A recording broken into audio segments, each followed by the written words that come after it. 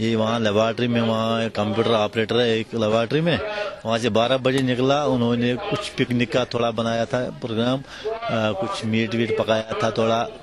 तो फिर यहाँ हमारे बहुत से पिकनिक स्पॉट्स हैं त्राल में, और यहाँ एक गंशबल भी है, शिकारगाह भी है, कमला भी है, दोदमर्ग भी है, बहुत से आरीपल भी है।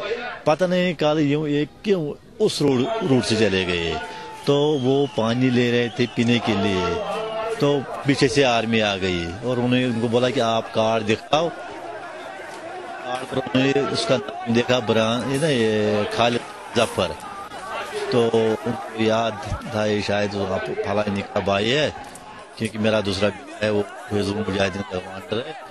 तो उनको बताया कि हाँ फिर आपको मालूम होगा ये कि कहाँ छुपा है, हम इतनी फौज हैं तो हमें दिखाओ।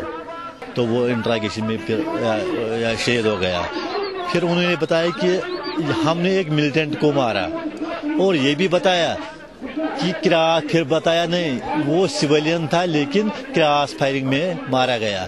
क्रॉस फायरिंग में जो मारा जाता है उसके बुलेट तो होगी उसके जिस्म में, लेकिन उसके जिस्म में कोई बुलेट नहीं है, सिर्फ जो उसके जख्म है वो यहाँ है इस कंधे पर, वो बंदूक के बट से उसको मारा है, जो बट है ना, और ये हड्डी है इसको तोड़ डाला है, ये जो हड्डी है ना ये नाक की उसको तोड़ा था, और एक भी दांत दिखाई नहीं देता है, वो अंदर से अंदर उसको निकलने पड़े हैं, और ये कान से या खून अभी भी आ रहा है खून, तो फिर वो कैसे बचता।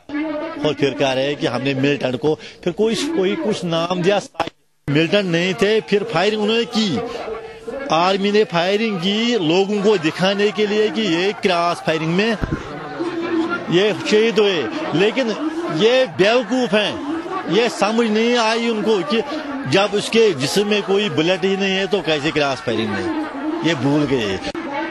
और फिर भी क्या कोई बात नहीं है, मुसलमान जो है वो मौत से नहीं डरता है, कलमा जिसके मुंह में है, जिसके दिल में है, वो मौत से नहीं डरता है।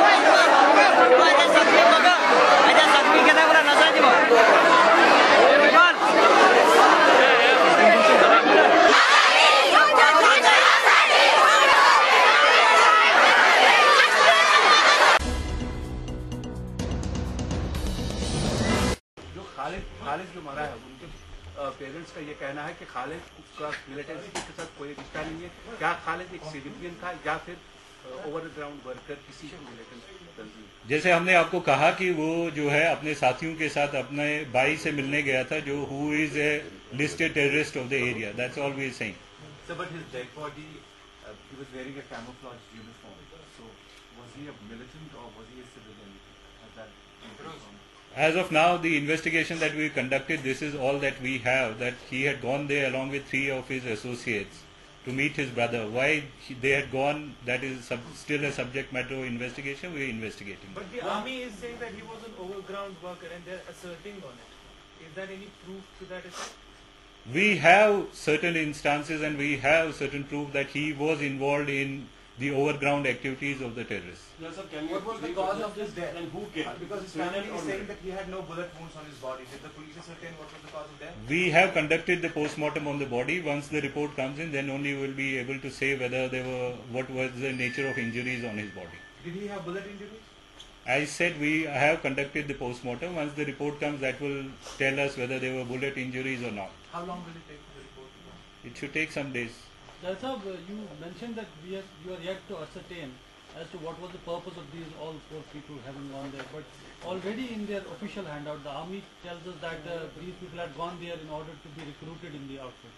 So how does this work? We haven't conducted that part of the investigation yet. We are not making any such statement. And there were 3 other associates with this chap. Where are they and what are they saying? We are still conducting investigation. That's what I said. That they had gone there. This is part of the statement that they have made to the police. The army says that they are on a recruiting mission. Do you take that? We will conduct investigation and whatever comes out of it, we will tell you. Thank you. The family is saying that. That's all. Thank you, sir. Can I keep this?